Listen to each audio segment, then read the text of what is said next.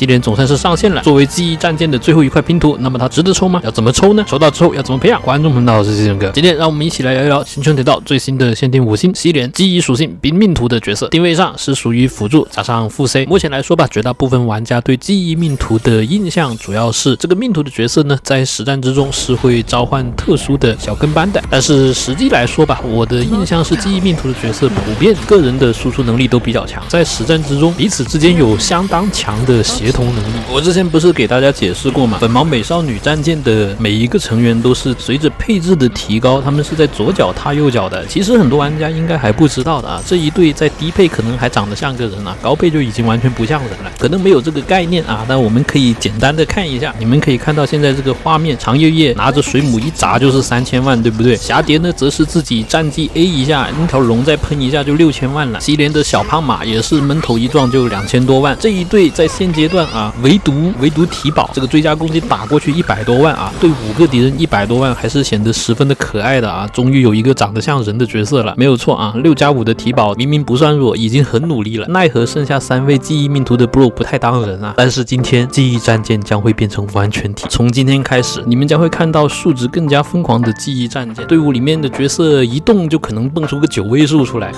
当然了，我知道今天来看视频的很多玩家其实是很关注西莲在低配的表现，对不对啊？那高配我们日后再说。西莲这个角色，跟剩下3位记忆美少女是一样的啊，反正都是首先自己肌肉就比较硬邦邦的，自身就比较能打，配置越高越明显。相对的，如果只看低配的话，确实体保本身也很优秀。中高配的记忆队是真的已经上天了啊，这个已经见不到人了。所以咱们今天主要集中还是讨论低配。目前来说吧，整个社区我看得出来，各位在讨论低配的西莲的时候，主要集中在这么几个问题上，对不对？什么启动慢呀，不擅长打零 T 呀，更擅长打长轴呀，无所谓，平民玩家反正都是打长轴的呀。很多视频都在往这个方向去讨论，对不对？但是恕我直言，我的看法跟你们完全不同啊。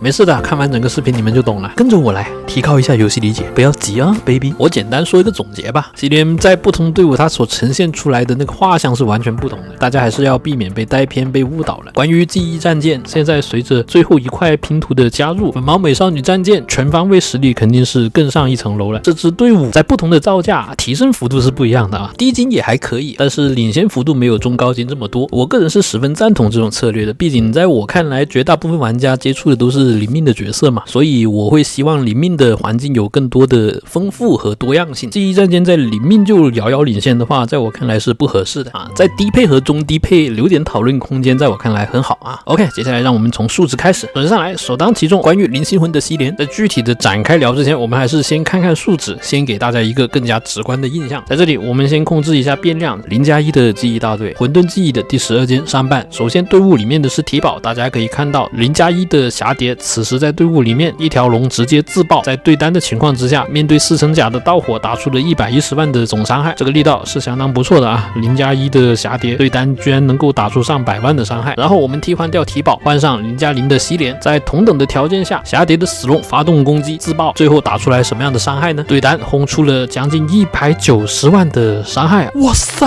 啊！天哪，差不多翻倍了，没有错啊！这就是西莲辅助蛱蝶之后，当能量溢出到200%的时候，死龙的弹射被强化之后所轰出来的对单攻坚的总伤害，将近翻倍的伤害啊！但是190万和110万之间，毕竟不是2倍嘛，就要求2倍的充能，是不是差强人意呢？这个我当然知道了啊，不用前面的弹幕小朋友在那里哇哇叫啊，这根本就是常识嘛！不要像发现了新大陆那样，好吧？耐心看完，虚心学习很重要哦。首先我需要说的是，我前面给大家演示的并不是0+0的体保，而是1+1的体保，没有错。这里其实是1+1的体保在对比0+0的西莲，听懂了吗？是3金打1金的情况下比出来的伤害，110万对190万。那金数稍稍改变一下啊，就哪怕不要说是1金打1金啊，就哪怕是1金打2金，也确实是2倍。需要注意的是，由于在测试的过程之中，我必须得控制火力啊，这个记忆战舰的火力实在太凶了，就哪怕是0+1面面对混沌记忆也是溢出的，所以不得不把长夜月的爆伤头给下了。也就是说，长夜月是没穿衣服的，就为了避免长夜月自己伤害太高把敌人打死了就不得不采用这种策略，导致长夜月的拐力其实是缺失的情况之下做出来的测试，仍然是110万比190万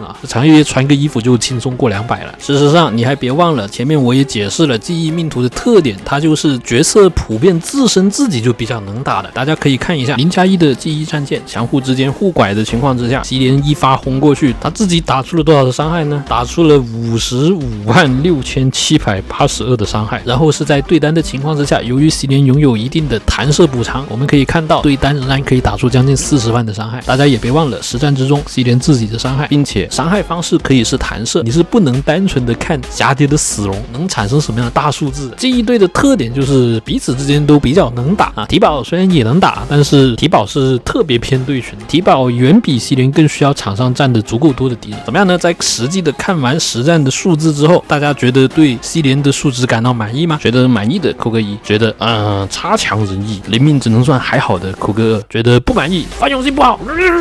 的扣个3。其他意见自己在弹幕上面打。来，5秒钟时间在弹幕上面留下你的答案，同时也别忘了给这个视频多多按赞3连，好让更多的玩家也参与进来讨论博弈。其实从数值机制各方面来看的话，西连这个角色你放进记忆队伍里面，在设计上逻辑是 OK 的。我知道现在社区绝大部分在讨论的玩家担心的地方是它的泛用性跟它的启动速度，对不对？在记忆队伍以外的地方表现怎么样它能不能辅助好我家的宝贝如果不能那就太不好了。关于这个我们可以先把西连的机制过一遍之后再好好的聊一下，不必着急。接下来我将狠狠的深入西连的设计和机制，这样你才能搞清楚它的设计意图，进而把它放进正确的队伍里面。首先来首当其冲，西连的普攻对敌方单体造成50生命值上限的冰属性伤害，祖传普攻跳过，没有任何额外的机制在实战之中一般来说是不会打普攻的，因为启动之前它需要多放战绩来攒能量嘛，启动之后它的这个普攻也会消失。然后就是它的战绩，释放战绩之后西连会获得3点的充能，展开结界，持续时间2回合，这个是属于光环拐，回合开始时持续时间减1由于西连这个角色是属于高速型的角色，这意味着什么呢？这意味着它的持续时间2回合的结界持续时间并不长，在结界持续时间，我方角色的伤害获得真伤加成，每一次伤害过后会额外造成一次24%的真实伤害这个是跟记忆主角同样的真实伤害程序，是一个比较独立的伤害程序有不少玩家可能会觉得那你跟记忆组队你跟体保一魂的体保组队这不就稀释了吗？不要学到一个词就在这里乱说好吧。我们正常情况下讨论游戏数据的时候，提及所谓的稀释一般是指你的爆伤程序达到300之后，那实际计算公式时会达到400的时候，或者说你的攻击程序已经达到500%了这个时候进一步增长就会放缓，这个就叫做稀释，而不是你120变到150这叫稀释，或者130变成170就叫稀释，这个明显是属于低位区间就怎么有些玩家对数学的敏感度这么差？就这种水平，与其在游戏里面装个学霸，还不如多花点时间在真正的学习上面，好吧？哎呦，真的。我们回到西连的战绩这个展开结界之后会有24的真伤加成。你需要注意的是，它这个是对我方全队生效的，所以它就更加适合那种左脚踏右脚的队伍，你知道吧？就比如说记忆大队长月夜，像我前面演示那样，你不得不把衣服给脱下来，让自己的伤害低一点，才能够确保在第一位面那个轴可以稍顺一点，不然敌人融化的太快的话就得重新排轴了。大家搞清楚像西连这种群拐型的角色，他是天生被多核心队伍占魔的，他这种战绩你队伍里面4个人都能打的情况下就很强。相对的，如果你队伍里面只有1个人在输出，是属于3拐1的主 C 的话，24%就显得相对不太高了，对吧？西连每次释放战绩之后会获得3点的充能大家可以看一下这个下方的头像，西连这里有一个爱心，对不对？这个爱心是24份的拼图组成的，每获得1点充能，它会拼上一块拼图，当拼图达到24点的时候，它就可以释放全场战斗唯一一次的终结技。我相信有人看到这里就大概明白了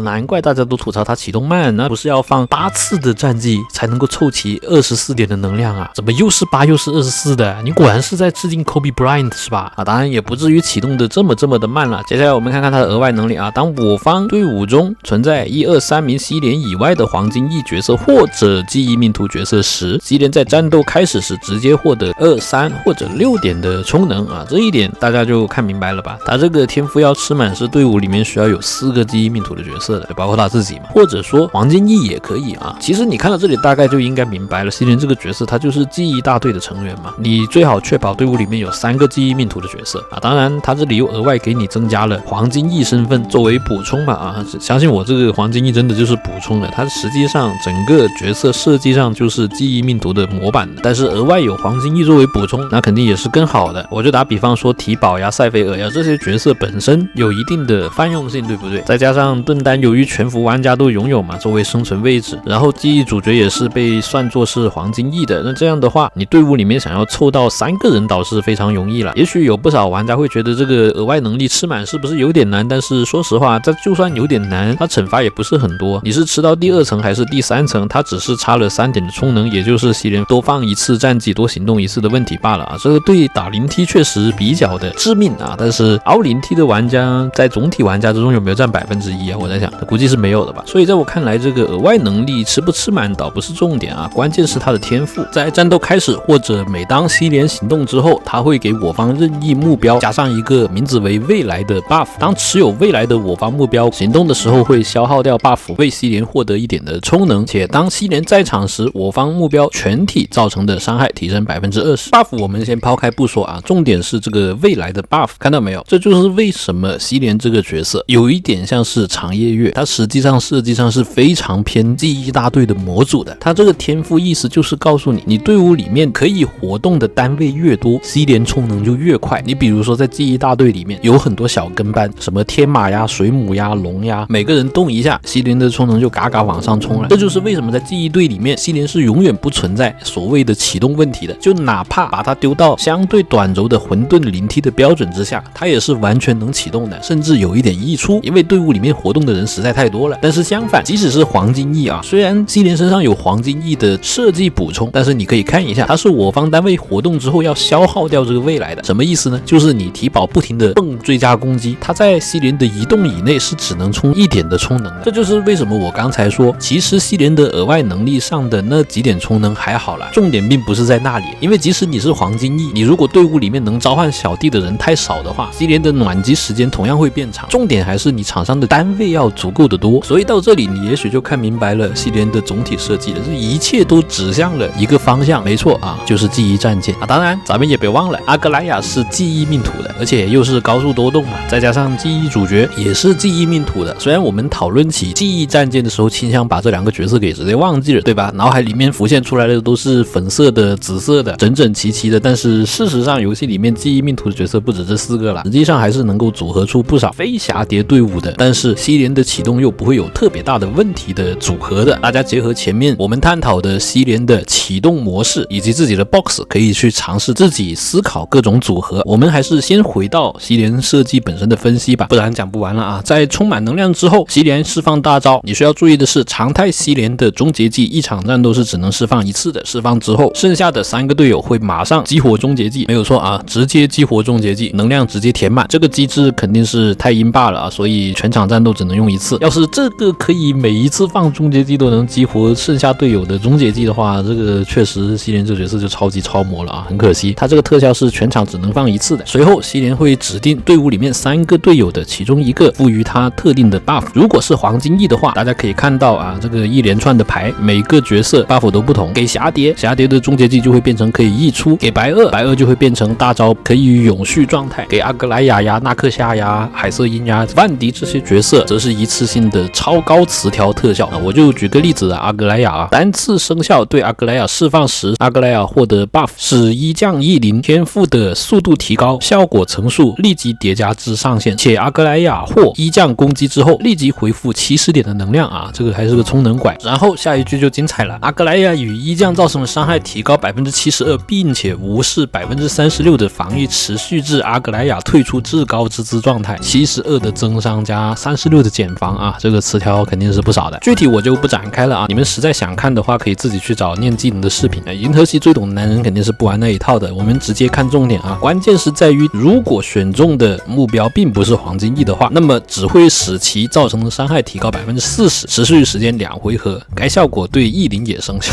对翼灵也生效啊。然而目前并没有非黄金翼又是记忆命图的角色，也许可以期待一下黑天鹅 SP 到时候也是记忆命图的，所以我出手了，拿下了这40的增伤。来吧everybody，把劳俄太超模了，我哭死打在公屏上。从这里你就可以看得出来啊，西莲这个角色在拐黄金翼和非黄金翼之间那个巨大的落差啊，增伤且不说差了一大半，它还多了36的减防，且还有能量回复。所以到这个阶段，我们就可以给西莲这个角色的设计总体来一个第一阶段的总结吧。很简单，那就是这个角色要么进入记忆大队去发挥去做他所最擅长的角色，配置越高啊，这个效果会越好。如果配置稍稍低一点，也足够的强，但是也取决于你 box 有没有提保，提保本身分不分得过来，以及不同的场景比较复杂。这个我们后面再说。要么就是去辅助黄金翼，本身提供的词条也足够的多，随着黄金翼角色的不同，它在各种队伍里面能够发挥出70到90分之间的不同的效果，这个取决于场景。然后第三种情况就是你拿它去强行辅助非黄金翼，你比如说是黄泉呀、飞霄这些，那就严重不推荐了。原因也很简单嘛，那词条太少了呀，这拐力度差这么多了，你搞这些花里胡哨的干嘛呢？老老实实去抽提保啊，老角色不是抽西莲的啊。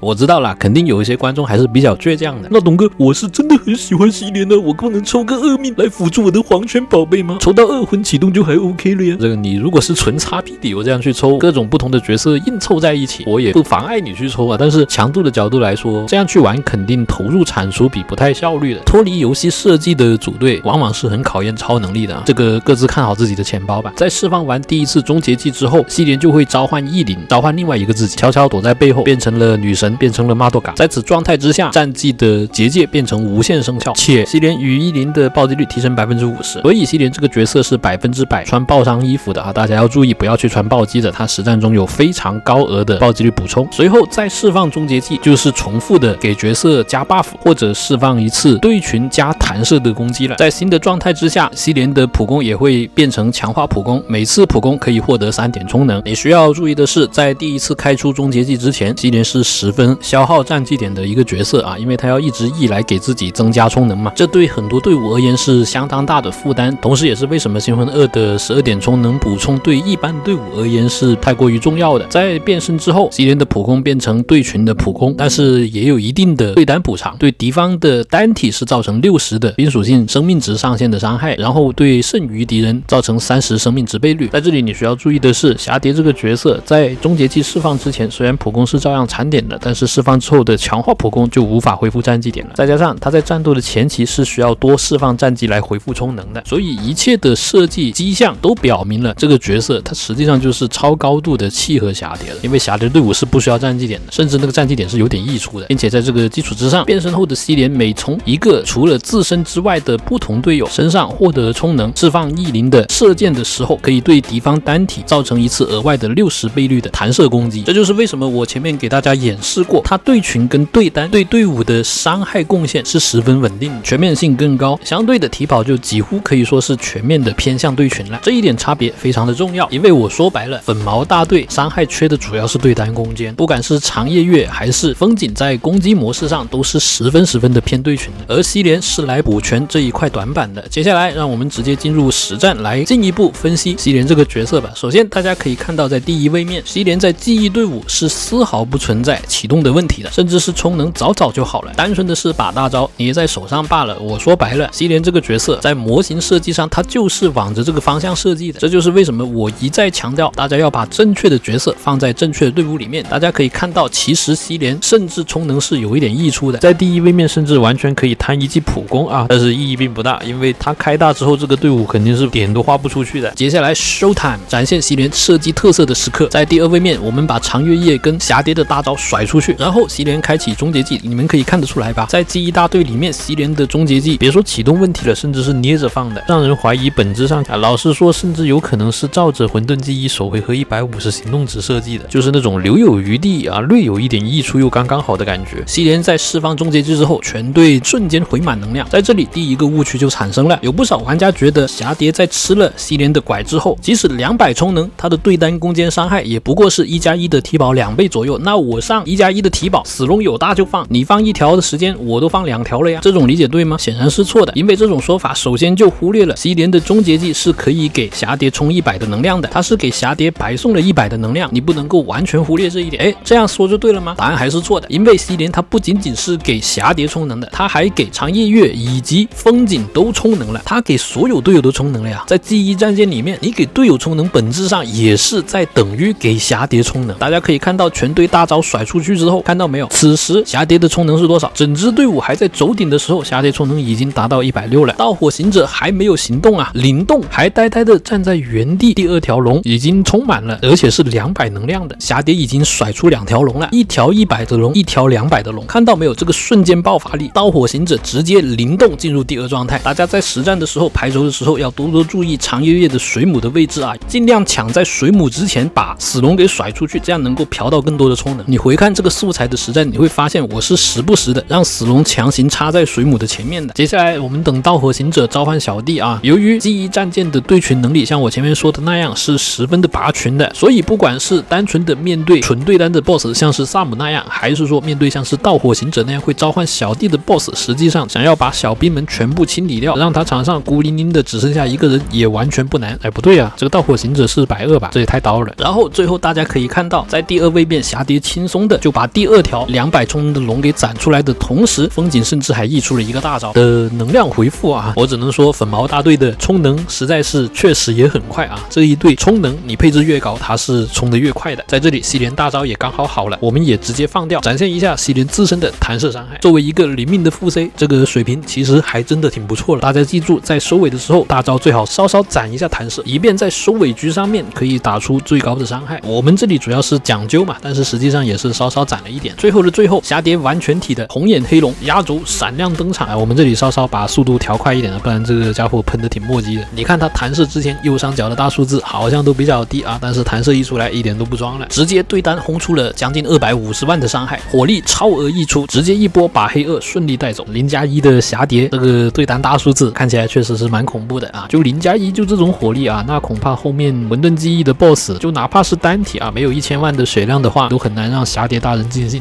尤其你要考虑到霞蝶这个一队，在我这边的观众配置还蛮高的，配置越高越不缺充能，对单伤害肯定爆炸的。在这里我们首先就揭穿了目前社区很多玩家所共同拥有的2个误区。我先说第一个，那就是认为1条龙等于2条龙，那不如直接让体保放2条龙之类的这种说法。他首先是忘记了西莲释放终结技之后全队所产生的充能的。大家可以看到，在这里全队移动之前，我们还在走顶啊，霞蝶的充能已经达到158了，也就是说西莲的终结技是直接送了霞蝶1.58条龙的，这一点体保是完全给不了的。这就是为什么我说目前社区有很多玩家啊，就包括视频博主在制作的时候在这里对比1条龙等于2条龙，你这个拉个超长的轴，把西莲的第一个终结技的充能给彻底稀释掉的话，也许在你们的 Excel 里面看起来确实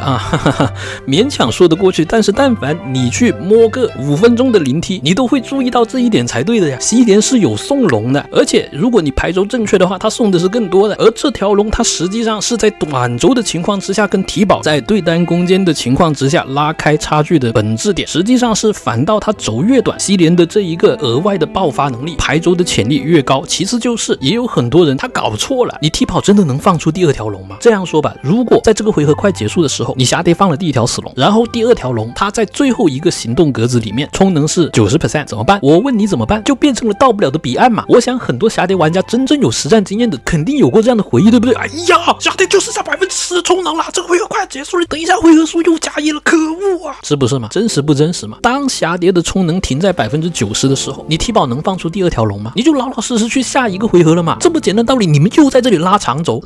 表啊，拉饱它吧，是吧？如果现在这个屏幕上面的这条龙是第1条龙的话，99%的能量，那确实不管是西莲还是体保都放不出这条龙。但是如果但凡它是双数的第2条龙的话，西莲是可以收尾爆发的，因为此时霞蝶的能量是199或者180、170 whatever it doesn't matter at all。那你要搞清楚，西莲是真的能够让霞蝶在190充能的情况下召唤出来一条高伤害的对单攻坚能力拉爆的龙的。而且你要搞清楚，西莲对霞蝶的 buff 并不是说每溢出1点能量伤害加1，然后到达200点的时候突然之间每1点伤害加8啊，并没有这种阶梯性的或者说曲线的上升的。所以释放的 timing 在实战中是有相当高的灵活性的，这个在原神我们称之为收尾能力。在一个行动轴最后一个点有收尾能力的主 C 在实战中往往会获得更多的优势和灵活性。现在霞蝶再加上西莲之后，它就有了更多能量管控的手段。事实上在这里还有第第3点，在前面的演示之中，我让霞蝶最后放了一个200的龙。我前面也提及了，其实在这里风景在释放大招之前，它已经充能满了。这个轴显然不是极限，一方面是演示一下大数字，另一方面是主要是这个盗火行者太脆了，实现不了更极限的轴。它但凡能够撑的再久一点，我们还可以这样：首先让霞蝶把一条140、150的龙给这样甩出去，然后在这里风景再开大招，最后再看到没有，这个盗火行者还得行动一次的，等他再往你身上劈啊，是吧？长夜夜能量刚好又好了，哎呦呀，那总的而言就有250左右的能量，你可以把第一条150、160能量的龙先甩出去，然后在回合内再甩一条100的能量的龙，听懂了吧？前面我跟大家说的是合龙，然后后面跟大家解释的是拆龙，大家要搞清楚啊，把一条龙拆成2条龙来放，并不是因为体宝有什么牛掰的机制，能够把霞蝶200的充能拆成2条来放，在西联的队伍里面，霞蝶同样可以这样放的，而且还可以确保能量不溢出，是吧？我一步一步解释，你们就更明白了。像我前面说的单数龙、复数龙，实际上并非这么简单的，你甚至可以把单数龙变成复数龙，取决于你怎么拆。像你现在看的这样，风景的能量稍稍溢出了一点，对不对？那么理论上，霞蝶先把200的龙放出去之后，那么这个回合结束了，它还有50能量溢出，它理论上是变成了单数龙，对不对？但实际上并非如此。像我前面分析那样，你只要在拆龙的时间点上抓对了，你是可以150加100这样先甩出去的，自然也就不会产生单数龙的问题，是吧？听懂了吧？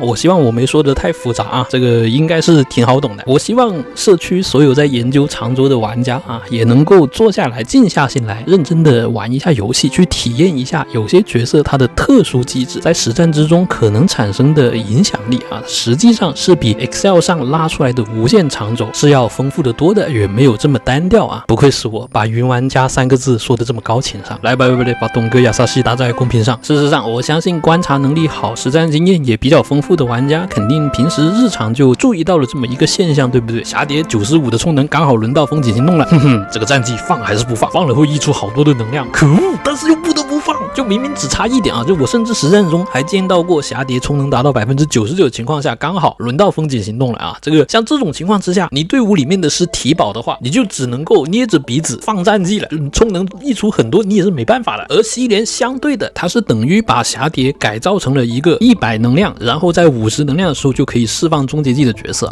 我相信原神玩家瞬间就懂了没有错，这就有一点像是马维卡和斯科克，能量不满也可以放大招，这个机制是不是好机制？我相信硬核一点的原神玩家肯定都知道，对不对嘛？所以被点过 buff 之后的霞蝶，灵活性和机制是明显的变得更好了。怎么样？通过一段的实战分析下来，你是不是感觉你对西联这个角色的印象跟目前社区这几天所讨论的方向好像突然之间相反了，对不对？没有错，一般的队伍是不可能在第一位面把自己的能量全部交出去的，但是西联却可以拥有这个灵活性，让你选择在第一位面到底交不交出最后的大招。你可以在第一位面交出去之后，在第二位面开大直接爆发，也可以选择在第二位面交大招，交完大招之后再爆发，那反正都可以的，取决于你第一位面到时候有没有膨胀的更厉害。那样的话，你队伍里面有西联，你第一位面的斩杀线就会提高。现在斩杀线不需要这么高，你就可以放到第二位面去这也是巨大的一个灵活性上的优势。现在西联加入之后，你得到了额外的这个灵活性，其次就是在短轴之中，轴越短，它的那个爆发额外给的龙，在总体的战局之中所占比就越高。也就是说，轴越短，西联那个大招额外的全队激活终结技那个作用的占比含金量会不断的上升。你看到没有？它反倒不是一个在长轴之中寻找自己优势的角色。你轴越长，它终结技瞬间激发的那一次全队能量的价值，我说白了，其实反而是在被稀释的。你看设计解读到这里，你就会发现你对西联这个角色印象变得相反了。它反倒是机制设计上在混沌记忆的短轴之中拥有强大的爆发能力、灵活性拉满的一个角色，而不是在混沌记忆被迫去打长轴的一个角色。当你正确运用了它的设计和机制的时候，这个角色丝毫没有在鼓励你打长轴，看到没有？还得是我出手吧所以说这个强度社区我真的是看不下去，所以我出手了。来，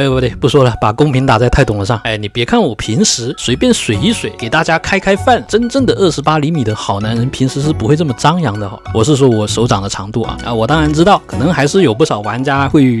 就内心感觉很不爽，就我的好宝贝你在记忆队可以这样起飞，那是我的宝贝他确实启动慢了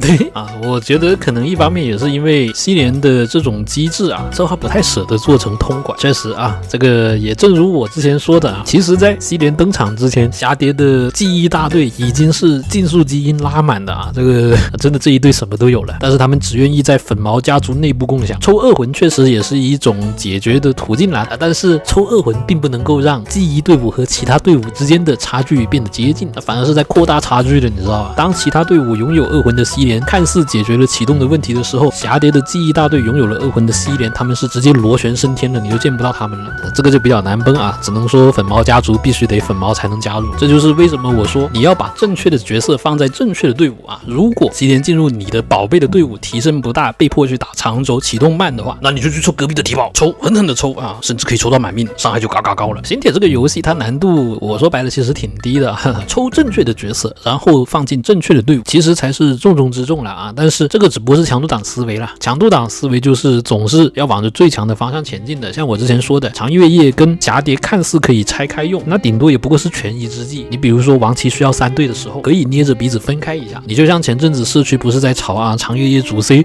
本身就很牛逼，你们这些敌友不要太嚣张了，把你优化了，哼，这些人真实的成分是谁我就不说太明白了。就包括最近也有很多人问我怎么看西连跟长月夜组队带记忆组不需要蛱蝶什么的啊，我只能说你没有蛱蝶可以这样玩，但是蛱蝶替换掉记忆主角队伍是上升还是下降，但凡脑子清醒一点的强度党都看得出来。所以我说白了，从总体角色设计强度环境各方面来看的话，蛱蝶的这支队伍还是那句话摩达塔。但是目前来看关于低配的西连我也得说一句啊，星穹铁道的强度设计组在布局混沌的时候是不是有很大的问题。因为这一期你别看我这样去给你们演示打盗火行者都是细节性的抓住对单的情况下召唤死龙奶，但是说白了这家伙是超高度利好体保的，在这种环境之下啊，这个刚好就是西连的卡池，你们到底在搞什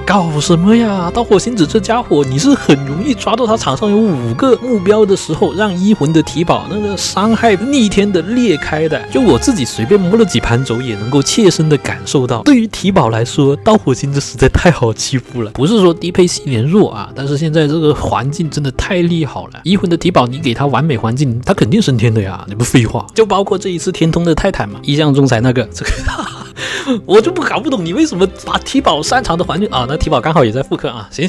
啊，但是西连才是新角色吧，就是那一套经典的是吧，卡池关闭之后环境就来了是吧，这样的安排是很欠妥的啊。我说白了绝大部分玩家他游戏理解没这么好，很容易受到环境所左右，他们不会像我这样打盗火行者强行把它当成单体 boss 在模拟的，大部分玩家站的地方和大局观都没有这么高。典型的例子就是当年毁灭3C 给了环境哇螺旋起飞的，大家就觉得他们比希尔强很多很多是吧。星铁你给环境和不给环境，你给环境直接火力0+0变1+1的，这还没考虑你给不给老角色逆风啊，就一个属性就有这么大影响力了，更何况那些怪是定制，所以普通玩家很容易跟着环境直接翩翩起舞的。你在角色卡池还在的时候不赶紧把他强势的环境快点端上来，给大家该抽的抽了，你结束之后那环境才来，有很多玩家他想抽又抽不到了，那不是一根筋2头堵了吧。其实类似的事情在星铁还是时不时会发生的啊，这卡池结束了之后玩家们一看这个新环境这个早知道抽之前的角色了，是不是嘛？所以说吧，西连这个角色在低配的情况之下确实有属于自己的优势区间，但是一方面也得看这个环境本身吧，不仅仅是游戏里面怪物的环境啊，还有玩家社区的环境。像我前面说的，我说了再多，目前正在看视频的观众到时候混沌一开自动一开有大就放，然后现在在弹幕上面吐槽说董哥你说再多有什么用，我的 AI 就是听不懂啊。所以我说实话吧，西连这个角色风评到时候多半还是中高配为主的，说了半天社区真正打0T的还是少数吧啊。所以意外的有不少玩家在此刻比较关注西连的长轴表现，倒也不能说错，毕竟真的落到实战的时候，大家还是要记住乱摁的自动的玩家还是沉默的大多数，大部分人真的自动的话那确实也就是长轴嘛，就我们不能老是以硬核玩家的眼光去看待整个社区的，就哪怕我们看来灵命的西连各方面机制完整，启动效率啊机制各方面在记忆队伍里面都不错啊，但是对于绝大部分轴牌的没有这么极限的，就包括很多自动玩家而言，确实啊西连的一魂跟2魂价值就高很多很多了，那力大专飞嘛。其次就是目前意向仲裁它确实就摆在那里，很多玩家需要去挑战，在需要3队的时候你辅助角色足够多吗？很多时候我说白了你在生硬的对比啊这个西连跟体保或者说跟塞菲尔这3个角色，但事实就是很多玩家 box 他这角色都不够分的。你像我那个5颗号抽卡又这么飞，又是差不多2.0才入坑的，队伍又少，刚好有一期有一个队伍3路都逆风的话，那说白了就就没法打了，这完全没法打，角色都不够，主要是比起开服号少了1年的原石和体力，最近就不抽卡的情况之下，那个 box